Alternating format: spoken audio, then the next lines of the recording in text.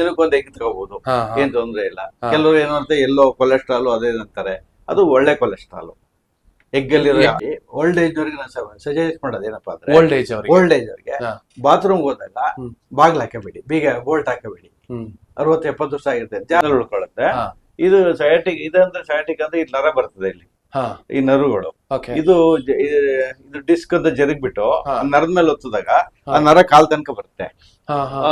ಅದಕ್ಕೆ sciatic pine ಅಂತ ಕರಿತೀವಿ. ಬೆನ್ನು ನೋವು ಸಯಾಟಿಕ್ ಪೈನ್ ಬರುತ್ತೆ. ವೀಕ್ಷಕರೇ, ಎಲ್ಲರಿಗೂ ನಮಸ್ಕಾರ. Welcome back to Drishtikon channel. ಚಿಕ್ಕ ಕಾರ್ಯಕ್ರಮವಾಗಿ ನಾವು ನಿಮ್ಮ ಮುಂದೆ ಇಡ್ತಾ ಹೋಗ್ತಾ ಇದೀವಿ. ಈಗ ನೀವು ನೋಡ್ತಿರುವಂತಹ ವ್ಯಕ್ತಿ doctor K Shankar, MBBS MS ortho, 1985 batch, Mysuru medical ಕಾಲೇಜಲ್ಲಿ ಅವರು ಮುಗಿಸಿ 1986ರಲ್ಲಿ ಸರ್ಕಾರಿ ಸೇವೆಯನ್ನು ಸೇರ್ಕೊಂಡು 2019ರಲ್ಲಿ ರಿಟೈರ್ಡ್ ಆಗಿ ಭಾಗಶಃ 40 ವರ್ಷಗಳ ಕಾಲ ಸರ್ಕಾರಿ ಸೇವೆಗೆ ಮತ್ತೆ ರೋಗಿಗಳಿಗೆ ಸೇವೆಯನ್ನು ಸಲ್ಲಿಸ್ತಾ ಹೋಗಿದ್ದಾರೆ. ಇವರು ಸ್ಪೆಸಿಫಿಕೇಶನ್ ಯಾವುದು ಅಂತ ಹೇಳಿದ್ರೆ, ಆಗ್ಲೇ ಹೇಳ್ದಾಗೆ ಮೂಳೆ ಮತ್ತು ಕೀಳು ತಜ್ಞರಾಗಿ ಇವರು ಕೆಲಸನ ನಿರ್ವಹಿಸಿದ್ದಾರೆ, ಈಗಲೂ ಕೂಡ ನಿರ್ವಹಿಸ್ತಾ ಇದ್ದಾರೆ. ಸರ್ ನಮಸ್ಕಾರ. ಸರ್ ನಮಸ್ಕಾರ. ಚೆನ್ನಾಗಿದ್ದೀರಾ ಸರ್? ಚೆನ್ನಾಗಿದೆ. ಹ್ಞೂ ಸರ್. ಸರ್, ಈಗ ನಾವು ಮಾಡ್ತಿರೋ ಕಾರ್ಯಕ್ರಮ ಯಾವ ತರ ಅಂತ ಹೇಳಿದ್ರೆ, ಈ ಒಂದು ಸರ್ವೇ ಸಾಮಾನ್ಯ ಜನಕ್ಕೆ ಈ ಬೋನ್ಸ್ ಅಲ್ಲಿ ಯಾವ್ಯಾವ ತರ ಪ್ರಾಬ್ಲಮ್ ಬರುತ್ತೆ, ಆ ಒಂದು ಸೊಲ್ಯೂಷನ್ಗಳನ್ನ ಸ್ವಲ್ಪ ಕೆಲವೊಂದು ಪ್ರಶ್ನೆಗಳನ್ನ ನಿಮ್ ಮುಂದೆ ಇಡ್ತಾ ಹೋಗ್ತೀನಿ ಸರ್. ಸ್ವಲ್ಪ ಬಿಡಿಬಿಡಿಯಾಗಿ ಉತ್ತರಗಳನ್ನ ಕೊಡ್ತಾ ಹೋಗಿ ಸರ್. ಸರಿ ಸರ್, ಫಸ್ಟ್ ಬೋನ್ ಏನಾದ್ರೂ ಫ್ರಾಕ್ಚರ್ ಆದ್ರೆ ಎಮರ್ಜೆನ್ಸಿ ಟೇಕ್ ಕೇರ್ ಹೇಗ್ ತಗೋಬೋದು ಸರ್? ಈಗ ಮಕ್ಳು ಆಟ ಆಡುವಾಗ ಏನಾದ್ರು ಬಿದ್ರೆ ಅಥವಾ ರೈತರು ಕೆಲಸ ಮಾಡುವಾಗ ಏನಾದ್ರು ಡ್ಯಾಮೇಜ್ ಆದ್ರೆ ಯಾವ ತರ ಎಮರ್ಜೆನ್ಸಿ ತಗೋಬೋದು ಸರ್? ಎಮರ್ಜೆನ್ಸಿ ಅದು ಅದ್ರ ತೀವ್ರತೆ ಮೇಲೆ ಡಿಪೆಂಡ್ ಆಗುತ್ತೆ. ಸಿಂಪಲ್ ಆಗಿದೆ ಸ್ವೆಲ್ಲಿಂಗ್ ಬರ್ತವೆ ಫ್ರಾಕ್ಚರ್. ಜಾಸ್ತಿ ಸಿವಿಯರ್ ಆಗಿದ್ರೆ ಡಿಫಾರ್ಮಿಟಿ ಆಗುತ್ತೆ. ಒಂದ್ ಸ್ವಲ್ಪ ಮೂಳೆಗಳು, ಕೈ ಕಾಲ್ ಮೂಳೆಗಳು ನೇತಾಡಬಹುದು, ಆತರ ಆಗ್ತವೆ. ಆತರ ಆದಾಗ ಪ್ಯಾನಿಕ್ ಆಗ್ಬಾರ್ದು, ಹೆದರ್ಕೊಂಬಾರ್ದು. ಪಕ್ಕದಲ್ಲಿರೋರು ಧೈರ್ಯವಾಗಿ ಇದ್ಕೊಂಡು ಅವ್ರಿಗೆ ನೋವಾಗದಾಗೆ ಏನ್ ಮಾಡ್ಬೇಕು, ತಕ್ಷಣ ಏನ್ ಮಾಡ್ತಾರೆ ಕೆಲವರು, ಉಳುಕ್ ತಿಕ್ಕೋದು ಅಂತ ಆಗ್ಲಿ, ಬಿಸಿನೀರ್ ಹಳೆ ಕಾಲದಲ್ಲಿ ತೆಗಿಯೋದಾಗ್ಲಿ, ಬಿಸಿನೀರ್ ಹಾಕ್ಬಿಡ್ತಾರೆ ಕೆಲವರು, ಆಯಿಂಟ್ಮೆಂಟ್ ಅವೆಲ್ಲ ಮಾಡ್ಬಾರ್ದು. ಅದನ್ನ ತಣ್ಣೀರ್, ಒಂದು ಸ್ವಲ್ಪ ತಣ್ಣೀರ್ ಐಸ್ ಮಸಾಜ್ ಮಾಡ್ಬೋದು, ತಣ್ಣೀರ್ ಬಟ್ಟೆ ಕಟ್ಬೋದು. ಆಮೇಲೆ ಅದಕ್ಕೆ ಏನಾದ್ರು ಸಪೋರ್ಟ್ ಕೊಟ್ಟು, ಸಪೋರ್ಟ್ ಒಂದು ಏನ್ ಸಿಗುತ್ತೆ ಅದು, ಒಂದ್ ಸ್ಕೇಲ್ ಸಿಕ್ಕದ ಸೇಲು,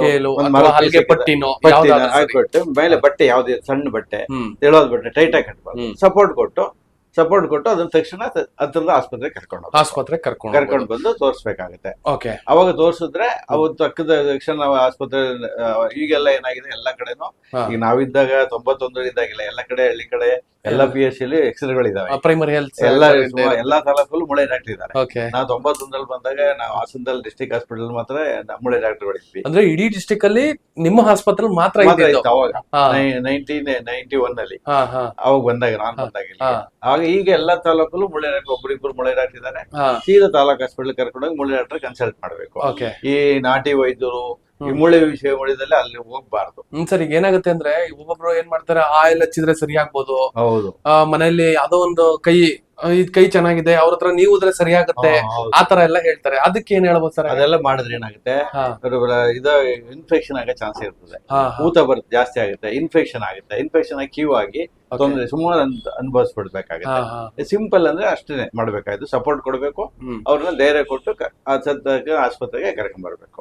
ಹಾಸ್ಪಿಟಲ್ ಕರ್ಕೊಂಡು ಬೈ ಚಾನ್ಸ್ ರಕ್ತ ಬರೋ ಗಾಯ ಆಯ್ತು, ರಕ್ತ ಬರೋ ಗಾಯ ಆದ್ರೆ ತುಂಬಾ ಬ್ಲೀಡಿಂಗ್, ಏನ್ ಮಾಡ್ಬೇಕು, ಏನ್ ಮಾಡ್ಬಾರ್ದು, ಕ್ಲೀನ್ ಆಗಿರೋ ಬಟ್ಟೆ ನಿಮ್ಮ ಹತ್ರ ಏನಿದೆ ಅದ್ರಲ್ಲಿ ಅದನ್ನ ಒತ್ತಿ ಇಟ್ಕೋಬೇಕಾದ್ರು. ಸ್ವಲ್ಪ ಆ ಜಾಗ ಒತ್ತಿ ಇಟ್ಕೊಂಡ್ರೆ ರಕ್ತ ಕಡಿಮೆ ಆಗ್ತದೆ.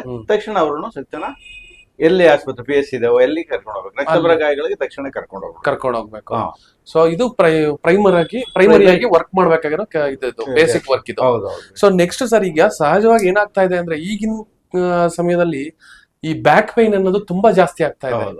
ಈ ಬಾಡಿ ವೆಯ್ಟ್ ಗೆ ಆಗ್ತಾ ಇದೆಯೋ ಅಥವಾ ಬೇರೆ ಕಾರಣನೋ ಏನು ಅನ್ನೋದು ನಮಗೂ ಕರೆಕ್ಟ್ ಆಗಿ ಗೊತ್ತಿಲ್ಲ. ಸಯಾಟಿಕ್ ಅಂತ ಏನೋ ಹೇಳ್ತೀವಿ, ಸಯಾಟಿಕ್ ಪೈನ್. ಎರಡು ಬ್ಯಾಕ್ ಪೈನ್ ಏನದು? ಎರಡು ಬ್ಯಾಕ್ ಪೈನ್. ಸಯಾಟಿಕ್ ಪೈನ್ ಅಂದ್ರೆ ಕಾಲಿಗೆ ಬರೋದು.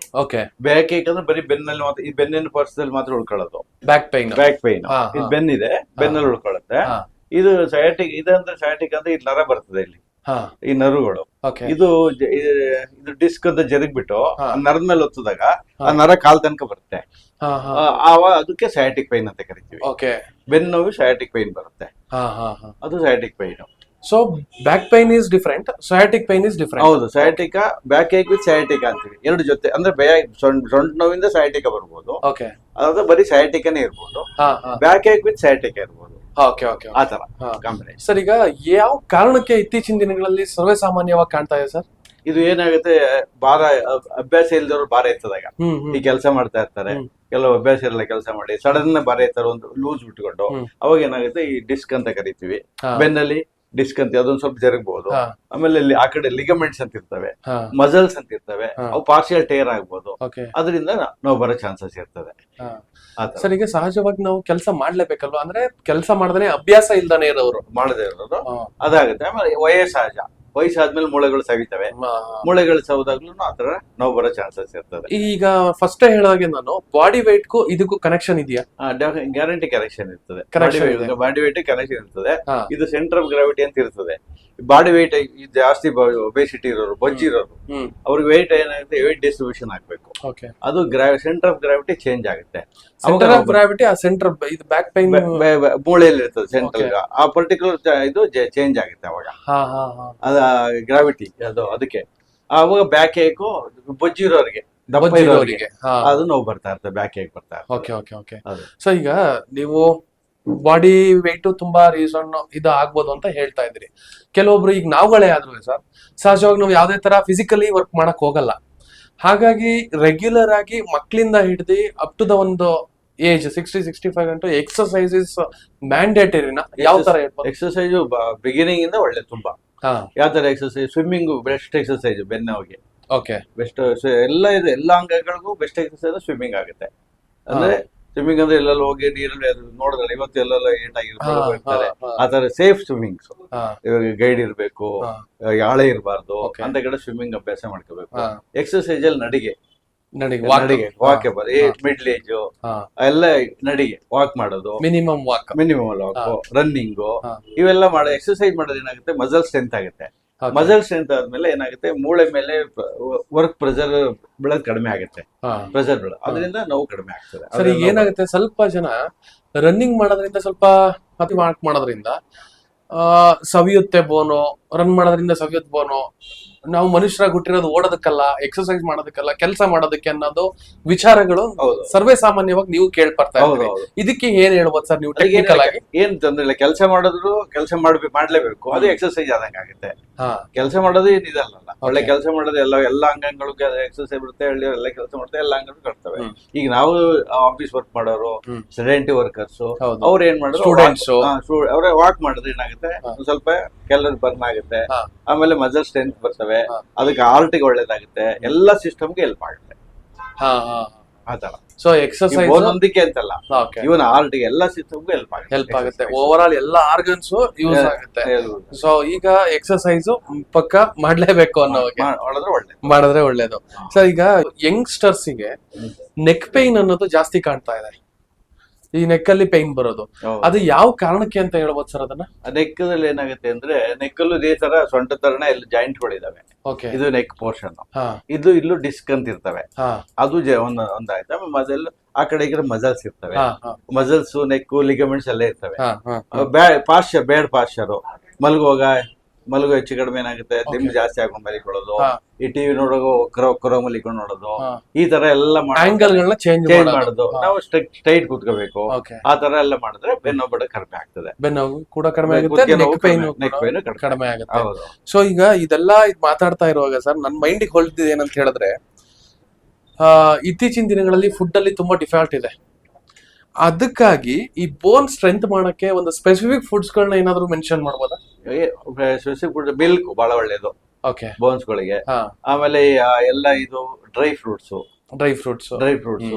ಹಾಲು, ಇವೆಲ್ಲ ಸೊಪ್ಪು, ತರಕಾರಿಗಳು, ಇದೆಲ್ಲದಲ್ಲೂ ಒಳ್ಳೆ ಕ್ಯಾಲ್ಸಿಯಂ ಅಂಶ ಇರ್ತದೆ, ಎಲ್ಲ ವಿಟಮಿನ್ಸ್ ಇರ್ತವೆ. ಇದು ಬಹಳ ಸೂಕ್ತವಾದ ಆಹಾರ. ನಾನ್ ವೆಜ್ ತಗೋಬಹುದು, ಏನ್ ತೊಂದರೆ ಏನಿಲ್ಲ. ಪ್ರೋಟೀನ್ಸ್ ಇರ್ತದೆ, ಚಿಕನ್, ಮಟನ್, ಚಿಕನ್ ಎಗ್ ಒಳ್ಳೆ, ದಿನಕ್ಕೊಂದು ಎಗ್ ತಗೋಬಹುದು, ಏನ್ ತೊಂದರೆ ಇಲ್ಲ. ಕೆಲವರು ಏನಂತ ಎಲ್ಲೋ ಕೊಲೆಸ್ಟ್ರಾಲ್ ಅದೇ ಅಂತಾರೆ, ಅದು ಒಳ್ಳೆ ಕೊಲೆಸ್ಟ್ರಾಲ್.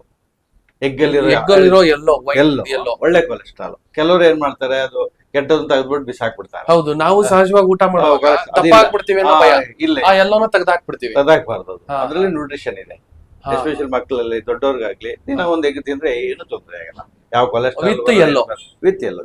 ಓಕೆ ಸರ್, ಈಗ ಏನಾಗ್ತಾ ಇದೆ, ಈಗ ಯಾರೋ ಒಬ್ರು ಈಗ ತಾನೇ ಬಂದವ್ರು ಪೇಷಂಟ್, ತುಂಬಾ ಏಜ್ ಕಡಿಮೆ ಅವರಿಗೆ. ಹೌದು, ಅದೇನೋ ಒಂದು ಪ್ರಾಬ್ಲಮ್ ಹೇಳಿದ್ರಿ ಬ್ಯಾಕ್ ಪೈನ್ ಹೌದು. ಅದ್ ಏನಕ್ಕೆ ಸರ್ ಯಂಗ್ಸ್ಟರ್ಸ್ ಗಳಿಗೂ ಇದು ಆಯ್ತಾ ಹೋಯ್ತು ಅಂತ? ಅದಕ್ಕೆ ಏನಾಗಿದೆ ಅಂದ್ರೆ ಅವ್ರದ್ದು ಇಷ್ಟ ಏನಾಗಿದೆ, ಈ ಒಂದು ಎಸ್ಪೆಷಲಿ ಗ್ಯಾರೇಜ್ ಇದಿರ್ತವೆ, ಈ ಶೆಟ್ಟರ್ಸ್ ಇರ್ತಾವಲ್ಲ, ಶೆಟ್ಟರ್ ಚೆನ್ನಾಗಿ ಆಯಿಲ್ ಮಾಡಿರ್ಬೇಕು. ಶೆಟ್ಟರ್ಸ್ ಲಿಫ್ಟ್ ಮಾಡೋದಿದೆಯಲ್ಲ ಅದು ಬಹಳ ಡೇಂಜರ್. ಅದರಿಂದ ಆಗ್ದೇ ಶಟರ್ ಲಿಫ್ಟ್ ಮಾಡೋದು ಡೇಂಜರ್. ಅದು ಶೆಟ್ಟರ್ಗೆ ಚೆನ್ನಾಗಿ ಗ್ರೀಸ್ ಹಾಕ್ಬೇಕು. ವೀಕ್ಷಕರೇ, ಶಟರ್ ಅಂತ ಹೇಳಿದ್ರೆ ರೋಲಿಂಗ್ ಶಟರ್ ಮಾತಾಡ್ತಾ ಇರೋದು. ರೋಲಿಂಗ್ ಶೆಟ್ಟರ್ ಇತ್ತು ಸುಮಾರು ಬರ್ತಾರೆ ನನ್ನ ಪೇಷಂಟ್ಸ್ಗಳು. ಅವಾಗ ಸೊಂಟ ಹಿಡ್ಕೊಂಡ್ಬಿಡ್ತು ಅಂತ ಹೇಳಿ, ಅವಾಗ ಅದು ಡ್ಯಾಮೇಜ್ ಆಗುತ್ತೆ, ಡಿಸ್ಕ್ ಡ್ಯಾಮೇಜ್ ಆಗಿ ಡಿಸ್ಕ್ ಇದಾಗಿ ಬರ್ತಾರೆ. ಅದಕ್ಕೆ ರೋಲಿಂಗ್ ಶೆಟ್ಟರ್ನ ಚೆನ್ನಾಗಿ ಲೂಬ್ರಿಕೇಶನ್ ಹಾಕ್ಬೇಕು. ಅದು ಬಹಳ ಇಂಪಾರ್ಟೆಂಟ್ ಎತ್ತುವಾಗ. ಆಮೇಲೆ ಏನೇ ಭಾರ ಎತ್ತುವಾಗ ಈಗ ಬಗ್ಗಿ ಹಿಂಗೆ ಎತ್ತಬಾರ್ದು, ಕುಳಿತುಕೊಂಡೆ ಎತ್ತಬೇಕು. ಕೂತಿ ಹಿಂಗೆ ಎತ್ತಬೇಕು. ಬಗ್ಗಿ ಎತ್ತಿದ್ರೆ ಬೆನ್ನ ಮೇಲೆ ಪ್ರೆಷರ್ ಜಾಸ್ತಿ ಬೀಳುತ್ತೆ, ಡಿಸ್ಕ್ ಮೇಲೆ. ಸರ್, ಈಗ ಇದೊಂದು ವಿಚಾರ ಆಯ್ತು. ವೆಯ್ಟ್ ಜಾಸ್ತಿ ಆದಾಗೆ ಈಗ ಮಂಡಿಲಿ ಪೈನ್ ಬರೋದು ಇತ್ತೀಚಿನ ದಿನಗಳಲ್ಲಿ ವಯಸ್ಕರಿಗೆ ಜಾಸ್ತಿ ಆಗ್ತಾ ಇದೆ. ಅದನ್ನ ಯಾವ ತರ ನಾವು ಕಡಿಮೆ ಮಾಡ್ಬೋದು? ಅದಕ್ಕೆ ಸೊಲ್ಯೂಷನ್ ಏನಾದ್ರು ಇದೆಯಾ? ಮಂಡಿ ನೋವುಗಳು ಬರೋದು ಸಾಮಾನ್ಯವಾಗಿ 40 ವರ್ಷ ಆದ್ಮೇಲೆ ಬರ್ತವೆ. 40 ವರ್ಷ ಮೂಳೆ ಸವೆತ ಅಂತ ಕಾಣುತ್ತೆ, ಆಸ್ಟಿಯೋಆರ್ಥರೈಟಿಸ್ ಅಂತ ಕರಿತೀವಿ ಇಂಗ್ಲಿಷ್ ನಲ್ಲಿ. ಅದು ವಯಸ್ಸಹಜ. ಈ ನಮ್ಮ ಕೂದಲು ನರೆ ಕೂದಲು ಹೇಗ್ ಬರುತ್ತೋ ಅದೇ ತರ ಮಂಡಿ ಕೂದಲಿರೋ ವಸ್ತುನು ಮಂಡಿಯಲ್ಲಿರೋ ವಸ್ತು ಕಾರ್ಟಿಲೇಜನು ಸೇಮ್ ಮುಂದೆ ಇರ್ತವೆ. ಈ ತರ ಇಲ್ಲಿ ಇವು ಸವೆತ ಶುರು ಆಗುತ್ತೆ. ಇದೆಲ್ಲ ಇದು ಮಂಡಿ ಜಾಯಿಂಟ್ ಏನಾಗುತ್ತೆ, ಏಜ್ ಆಯ್ತಾ ವೇರ್ ಅಂಡ್ ಟೇರ್ ಆಗುತ್ತೆ. ವೇರ್ ಅಂಡ್ ಟೇರ್ ಅಂದ್ರೆ ಒಂದ್ ಸ್ವಲ್ಪ ಕಿತ್ತಾಕದಂಗೆ ಆಗುತ್ತೆ.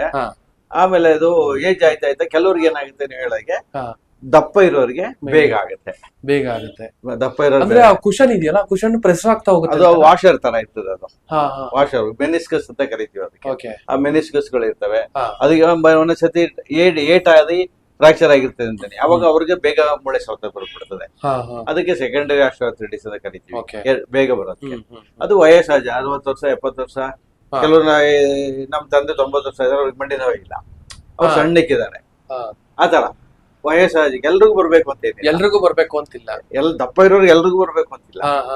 ಅದು ಆತರ ಒಬ್ಬೊಬ್ಬರ ಶರೀರದ ಗುಣಗಳು ಅದ್ರ ಮೇಲೆ ಡಿಪೆಂಡ್ ಆಗುತ್ತೆ, ಫಿಸಿಕಲ್ ನೇಚರ್ ಮೇಲೆ ಡಿಪೆಂಡ್ ಆಗುತ್ತೆ. ಸರ್, ಈಗ ಫಿಸಿಕಲ್ ನೇಚರ್ ಒಂದು ಪಾರ್ಟ್ ಆದ್ರೂ ಅದನ್ನ ಕಂಟ್ರೋಲ್ ಮಾಡ್ಬೇಕು ಅಂದ್ರೆ ವೆಯ್ಟ್ ಲಾಸ್ ಏನೇ ಸೊಲ್ಯೂಷನ್? ವೆಯ್ಟ್ ಲಾಸ್ ಇದೆ, ಎಕ್ಸರ್ಸೈಸ್. ಅದಕ್ಕೆ ಮಂಡಿಗೆ ಎಕ್ಸರ್ಸೈಸ್ ಇದಾವೆ. ಎಕ್ಸರ್ಸೈಸ್ ಮಾಡಿ ಸ್ಟ್ರೆಂಥನ್ ಮಾಡ್ಬೇಕು ಮಂಡಿನ. ಕ್ವಾಡ್ರಿಸೆಪ್ಸ್ ಎಕ್ಸರ್ಸೈಸ್ ಅಂತ ಇದ್ದಾವೆ, ಅದು ಮಾಡ್ಬೇಕು. ಆಮೇಲೆ ಅದ್ ಮಾಡಿದ್ರೆ ಹೆಲ್ಪ್ ಆಗುತ್ತೆ. ಆಮೇಲೆ ನಾವು ಆದಷ್ಟು ಸಾಫ್ಟ್ ಚಪ್ಪಲ್ಗಳನ್ನ ಹಾಕಬೇಕು. ಸಾಫ್ಟ್ ಚಪ್ಪಲ್ಗಳನ್ನ ಯೂಸ್ ಮಾಡಬೇಕು. ಈ ತರ ಆಸ್ಟಿಯೋಆರ್ಥರೈಟಿಸ್ ಮಂಡಿ ಸವೆತ ಇರೋರು ಮೆತ್ತಿಗಿರೋ ಚಪ್ಪಲಿ ಹಾಕಬೇಕು. ಮೆತ್ತಿಗಿರೋ ಚಪ್ಪಲಿ ಹೇಗಿರಪ್ಪ ಅಂದ್ರೆ ಶಾಕ್ ಅಬ್ಸಾರ್ಬರ್ ತರ ಹೆಲ್ಪ್ ಆಗುತ್ತೆ. ಈ ತರ ನೀವು ಹಾರ್ಡ್ ಚಪ್ಪಲ್ ಹಾಕಿದ್ರೆ ಏನಾಗುತ್ತೆ, ನಿಮ್ ವೆಯ್ಟ್ ವಾಪಸ್ ಬಂದು ನಿಮ್ಗೆ ಹೊಡಿತದೆ, ರಿಟರ್ನ್ ಆಗುತ್ತೆ, ವಾಪಸ್ ಬಂದ ಬರುತ್ತೆ. ಸೊ ಅದೊಂದನ್ನ ಹಾಕೊಂಡ್ಬಿಟ್ರೆ ಅದೊಂದು ಸ್ವಲ್ಪ ಹೆಲ್ಪ್ ಆಗುತ್ತೆ, ತಡೆಗಟ್ಟೋ ವಿಧಾನ ಆಸ್ಟಿಯೋಆರ್ಥರೈಟಿಸ್ ನ. ಸಾಫ್ಟ್ ಚಪ್ಪಲ್ ಹಾಕಬೇಕು. ಆಮೇಲೆ ಕೆಳಗಡೆ ಜಾಸ್ತಿ ಒಂದ್ಸತಿ ಕೆಳಗಡೆ ಕೂತ್ ಎದ್ರೆ ಈ ಮಂಡಿ ಮೇಲೆ ಪ್ರೆಷರ್ ಜಾಸ್ತಿ ಆಗುತ್ತೆ. ಮಂಡಿ ಮೇಲೆ ಪ್ರೆಷರ್ ಜಾಸ್ತಿ ಆಗುತ್ತೆ. ಎಕ್ಸೆಸ್ಫುಲಿ ಕೆಳಗಡೆ ಸ್ಕ್ವಾಟಿಂಗ್ ಮಾಡ್ತೀವಲ್ಲ, ಅದು ಅದರಲ್ಲಿ ಜಾಸ್ತಿ ಆಗುತ್ತೆ. ವಯಸ್ಸಾದ್ಮೇಲೆ, ಚಿಕ್ಕ ವಯಸ್ಸಲ್ಲಿ ಏನಾಗೋದಿಲ್ಲ, ವಯಸ್ಸಾದ್ಮೇಲೆ. ಆಮೇಲೆ ಅದಕ್ಕೆಲ್ಲ ಮೂಳೆ ಸವೆತಕ್ಕೆ ಇದಿದಾವೆ, ಏನ್ ಮಾಡ್ತೀವಿ, ಅದಕ್ಕೆ ಡೆವಲಪ್ ಆಗಕ್ಕೆ ಮೆಡಿಸಿನ್ಸ್ ಇದಾವೆ. ಅದು ಮೆಡಿಸಿನ್ಸ್ ಕೊಡ್ತೀವಿ, ಡೆವಲಪ್ ಆಗುತ್ತೆ. ಸುಮಾರು ಜನ ಆಪರೇಷನ್ ಇಲ್ದೇನೆ ಅದೇ ಮೆಡಿಸಿನ್ ಅಲ್ಲಿ ಕಂಟಿನ್ಯೂ ಮಾಡ್ಕೊಂಡು ಮಾಡ್ಬೋದು. ತುಂಬಾ ಜಾಸ್ತಿ ಆದ್ರೆ ಏನ್ ಮಾಡ್ತೀವಿ, ಆಪರೇಷನ್ ಮಾಡಿ ಮಂಡಿ ಇದನ್ನ ಸ್ಟೀಲ್ ಮೆಟೀರಿಯಲ್ ಹಾಕಿ ಮಂಡಿ ರಿಪ್ಲೇಸ್ ಮಾಡ್ತೀವಿ. ಅದು ಲೈಫ್ ಕೊಡ್ಲಿಕ್ಕೆ ತೊಂದರೆ ಇಲ್ಲ. ಆ ತರ. ಸೊ ಸರ್, ಇಷ್ಟೊತ್ತು ನಾವು ಇದು ವಿಚಾರಗಳ ಬಗ್ಗೆ ನೀವು ಹೇಳ್ತಾ ಹೋದ್ರಿ. ಫೈನಲ್ ಆಗಿ ವೀಕ್ಷಕರಿಗೆ ಅವರವರ ಒಂದು ಮೂಳೆಗಳನ್ನ ಕೇರ್ ಮಾಡ್ಬೇಕು ಅಂದ್ರೆ ಯಾವ ತರ ಗೈಡೆನ್ಸ್ ಕೊಡ್ಬೋದು ಸರ್? ಅವ್ರ ಮೂಳೆಗಳದೇ ನೀವು ಒಳ್ಳೆ ಊಟ ಅಂದ್ರೆ ನ್ಯೂಟ್ರಿಷನ್ ಡಯಟ್ ತಗೋಬೇಕು, ಮೂಳೆಗೆ ಹೆಲ್ತಿ ಆಗಿ. ಅನ್ನೆಸರಿ ಬೀಳದಾಗಿ ನೋಡ್ಕೋಬೇಕು. ಎಸ್ಪೆಷಲಿ ಓಲ್ಡ್ ಏಜ್ ಅವ್ರಿಗೆ ನಾನು ಸಜೆಸ್ಟ್ ಮಾಡೋದು ಏನಪ್ಪಾ ಅಂದ್ರೆ, ಓಲ್ಡ್ ಏಜ್ ಅವ್ರಿಗೆ ಬಾತ್ರೂಮ್ ಹೋದಾಗ ಬಾಗ್ಲ ಹಾಕಬೇಡಿ, ಬೀಗ ಬೋಲ್ಟ್ ಹಾಕಬೇಡಿ. 60-70 ವರ್ಷ ಆಗಿರ್ತದೆ, ಜಾರ್ ಬೀಳೋ ಚಾನ್ಸ್ ಇರ್ತವೆ. ಬೋಲ್ಟ್ ಹಾಕಬಿಟ್ರೆ ತೆಗಿಯಕ್ಕೂ ಆಗಲ್ಲ, ಬೋಲ್ಟ್ ಅದೊಂದು ಹಾಕಬೇಕು. ಆಮೇಲೆ ವಿತೌಟ್ ಸಪೋರ್ಟ್ ಹೋಗ್ಬಾರ್ದು ಬಾತ್ರೂಮ್ ಹೋದಾಗ. ಆಮೇಲೆ ಬಟ್ಟೆ ಚೇಂಜ್ ಮಾಡುವಾಗ ಕುತ್ಕೊಂಡು ಚೇಂಜ್ ಮಾಡಬೇಕು. ಆಫ್ಟರ್ ದ ಏಜ್ ಆಫ್ 60 ಸ್ನಾನ ಮಾಡ್ತಾರೆ, ಸ್ನಾನ ಮಾಡುವಾಗ ಕುತ್ಕೊಂಡು ಸ್ನಾನ ಮಾಡ್ಬೇಕು, ಒಂದು ಚೇರ್ ಹಾಕೊಂಡು ಈ ತರ. ಆಮೇಲೆ ಬಟ್ಟೆ ತೆಗಿತೀವಲ್ಲ, ಅವರು ಕುತ್ಕೊಂಡು ತೆಗಿಬೇಕು, ಕುತ್ಕೊಂಡು ಹಾಕಬೇಕು. ಅವಾಗ ಬೀಳೋ ಚಾನ್ಸಸ್ ಕಡಿಮೆ ಇರುತ್ತೆ. ಬೀಳ್ದಂಗ್ ನೋಡ್ಕೋಬೇಕು, ನೋಡ್ಕೋಬೇಕು. ಎಲ್ಲ ಇದ್ರಲ್ಲೂ ಅಷ್ಟೇ ಮೂಳೆ ಆರೋಗ್ಯದಲ್ಲಿ ಬೀಳದೆ ನಾವು ಪೆಟ್ಟು ಮಾಡ್ಕೊಳ್ದಾಗೆ ನೋಡ್ಕೊಳ್ಳೋದು ಮೈನ್ ಇಂಪಾರ್ಟೆಂಟ್.